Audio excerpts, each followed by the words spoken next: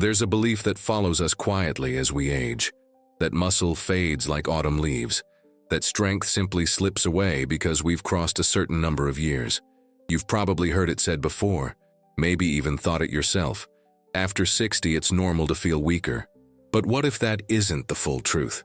What if it's not the years, but the habits that make the real difference? Somewhere between the doctor's waiting room and the soft recliner where you rest your back each evening, the world convinced you that losing strength was inevitable, that after a certain age, stiffness in the knees, a lack of balance, and trouble standing up from a chair were simply part of the package. And yet we all know someone, a neighbor, a relative, a woman who still hangs her laundry by hand at 85, who moves with surprising ease. Their bodies aren't young, but they are resilient, flexible, strong in a quiet, enduring way. So what's their secret? It's not always exercise, at least not in the way we imagine it. In fact, many of them never once stepped inside a gym, but they lived differently. They moved with purpose. They carried things.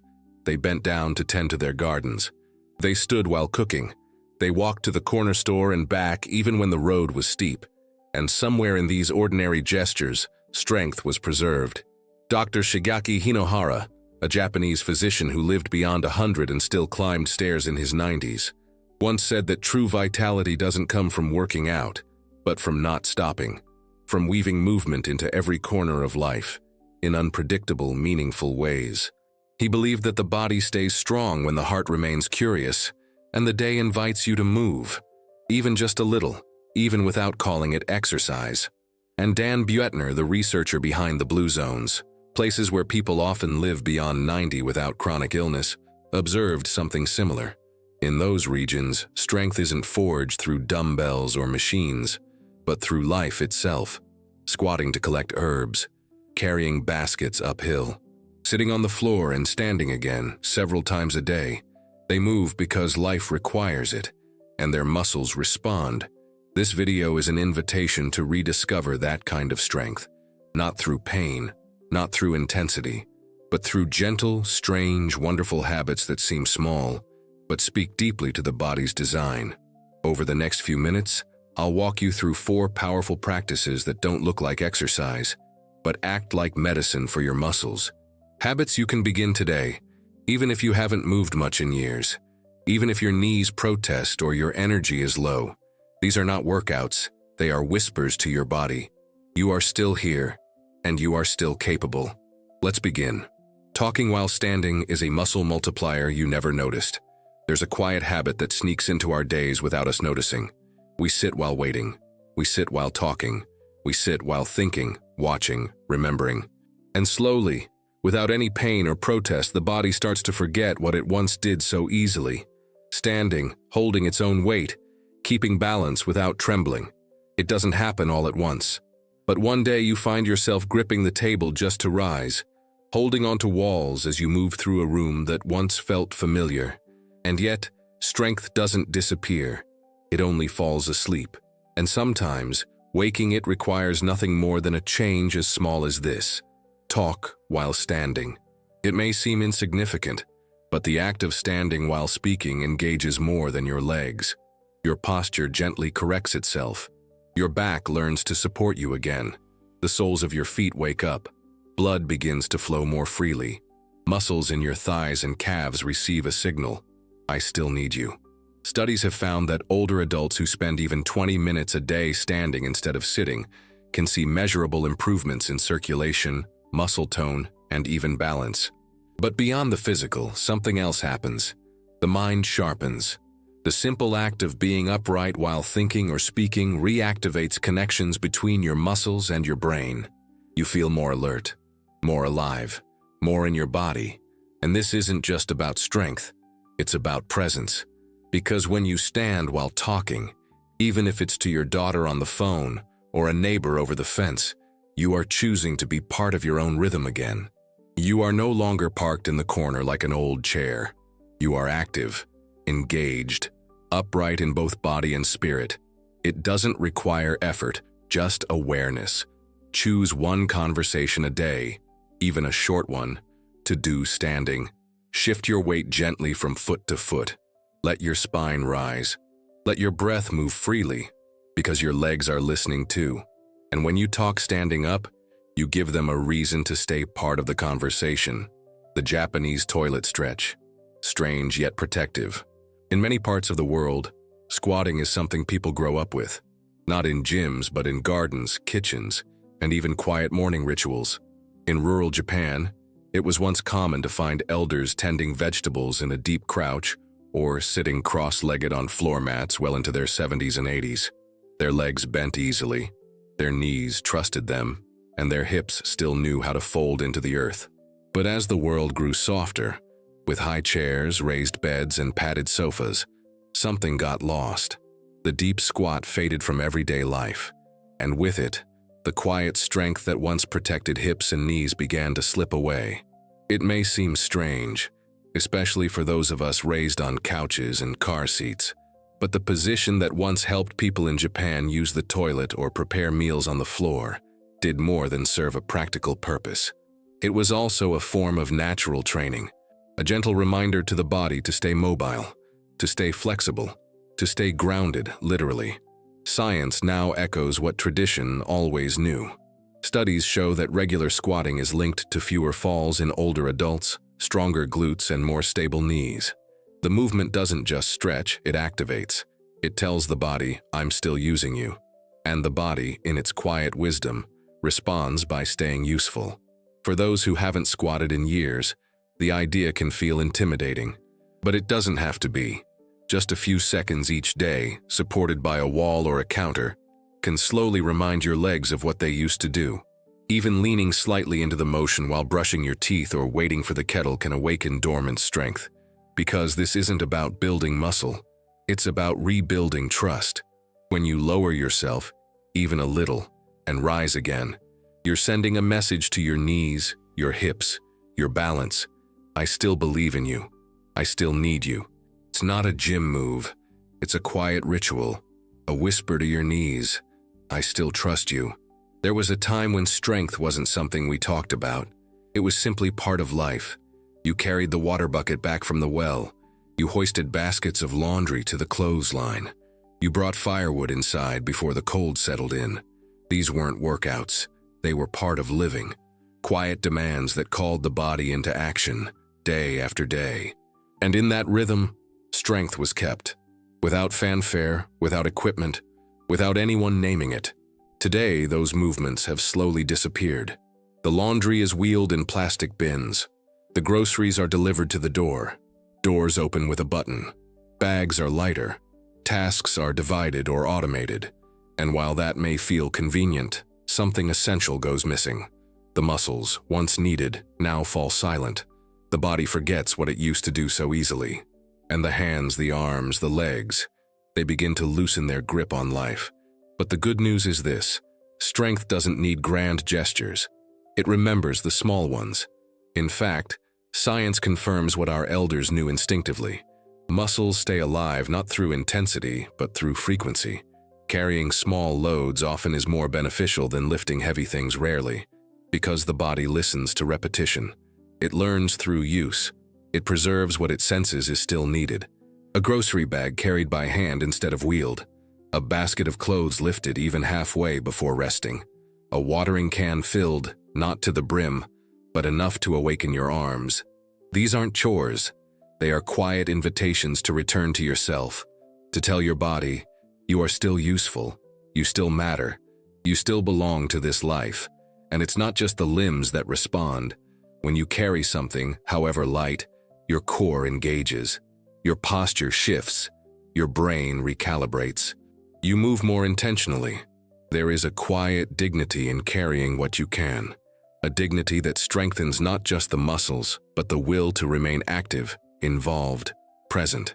Every little thing you carry tells your muscles you still belong to your own life, that the world hasn't passed you by, that your body still has a role in the everyday rhythm of living. And sometimes, that is the most powerful strength of all. Cold water on the legs, stimulating strength from the skin inward. There's something ancient about cold water. It awakens the senses in a way that words cannot explain. It humbles the body. It clears the fog from the mind. And for generations before us, it was part of daily life. Rivers, wells, Morning splashes in a basin by the window, not as a shock but as a quiet discipline, a ritual that spoke to the nervous system. It's time to begin again. Today, we wrap ourselves in comfort. Warmth surrounds us, heated showers, cushioned beds, softness everywhere. And though comfort has its place, something essential begins to dull. The skin becomes less alert, the muscles less responsive, the circulation slower, like a stream that hasn't been stirred. But studies now reveal what the old ways always hinted at. Even a short exposure to cold water on the legs can act as a powerful stimulant, not just to the surface, but to the deep systems within. It boosts circulation, reduces local inflammation, and signals the body's mitochondria, those tiny powerhouses inside your cells, to work more efficiently. In older adults, this small shock has been shown to improve gait, reduce soreness, and awaken muscle coordination in ways that warmth alone cannot. It's not about endurance or willpower. It's about reminding the body that it's still part of nature, that your legs, even if tired or sore, are still capable of feeling alive. Just 20 or 30 seconds of cool water across the calves, followed by the firm, familiar comfort of a warm towel, is enough to shift the tone of your entire morning. Not harsh, not punishing, just enough to stir the embers beneath the skin. And in that ritual, there's something symbolic, a gesture of renewal, a moment of courage, a soft voice whispering to your nerves, "Wake up, the day needs you." Cold wakes up your nerves like a morning bell, reminding your muscles it's time to work, not retreat. It's not a battle cry, it's an invitation, one that your body, in its deep cellular memory, already knows how to answer. Strength is still within reach. Strength has many faces. Sometimes it's visible, in a stride that's steady, in hands that still carry what needs to be carried, in legs that rise without help from the arms. But often, especially after a certain age, strength becomes quieter. It moves beneath the surface, not announcing itself loudly, but revealing its presence in subtle ways, in the way someone insists on stirring their own soup, even with aching wrists, or the way they refuse to give up walking to the mailbox, even if they now rest halfway there. These acts may seem small from the outside, but inside they carry a deep and dignified truth. I am still here. I still move. I still matter. What we call strength is not reserved for the young. It is not defined by a number of push-ups or the firmness of a muscle. Real strength is not about domination. It's about continuity. It's about living in a body that may creak and complain, but that still responds when spoken to with care. There's a kind of grief that often goes unspoken with age, not just for loved ones lost or years gone by, but for the quiet disappearance of physical autonomy. The first time the stairs feel like a mountain. The first time your legs hesitate as you try to stand up. The strange moment when the body, once taken for granted, starts feeling like unfamiliar territory. And when that happens, it's tempting to retreat, to avoid movement, to choose rest over effort. Not out of laziness, but out of fear. But the body remembers. Even after years of stillness, it remembers what it was made to do. It remembers movement. It remembers effort. And most of all, it remembers being needed. That's the key, being needed. Muscles are not built on intensity. They are built on use, on messages sent from the mind that say, "I still count on you."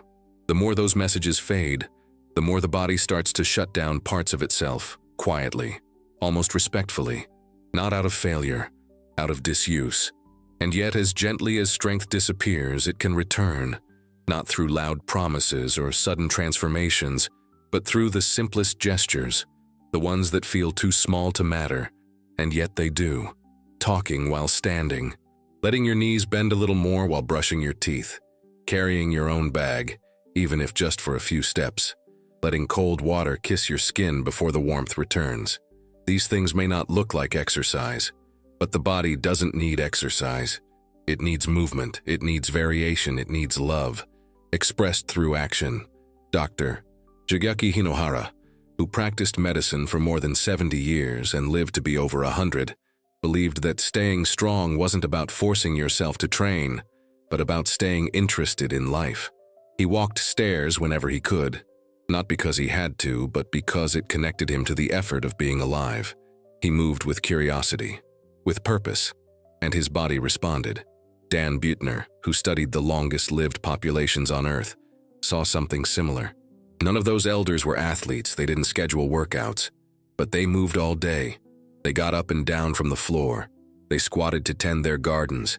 They carried bundles. They lived in a world that required them to stay strong, and so they did.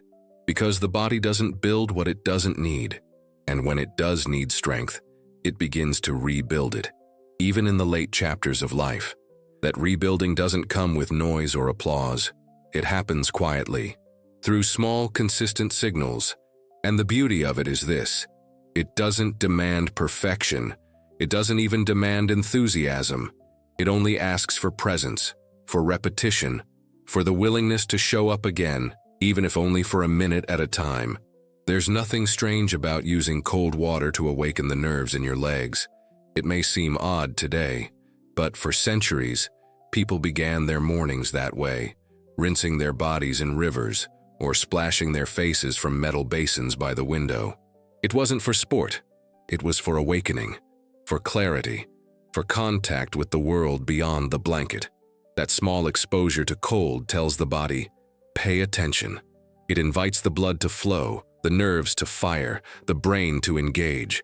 And when followed by warmth, it becomes not a hardship but a healing contrast. The same can be said for carrying things. When we outsource every task, when we avoid the weight of the ordinary, we may be sparing effort, but we are also robbing ourselves of a conversation with the body. Carrying is more than just transportation. It is affirmation. It says, I still have a role. I still have a task. I still hold something that matters. And when the legs are asked to bend, even slightly, and then rise again, they feel it. Not as punishment, but as purpose. That small act says to the knees, you are not forgotten. To the hips, you are still mine. It may feel shaky at first, but the body will remember slowly, gently, and with repetition, confidence returns, not just physically but emotionally. Talking while standing is another invitation. It turns a passive act into an active one.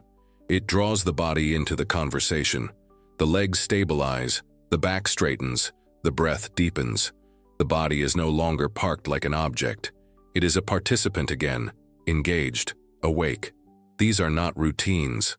They are reminders that the body was never meant to grow old in stillness, that strength is not loud, that movement doesn't need to be grand to be effective, that everything we've lost can begin to return, quietly, through care. You do not need to change everything. You do not need to hurry. Let your body feel needed again. That's all. Let it sense your presence. Let it rise with you, walk with you, carry with you. Not because it must, but because it can. Strength is still within reach. It may be resting, but it's not gone. It may be quieter now, but it's waiting. Waiting for your signal, waiting for your permission, and perhaps more than anything, waiting for your love.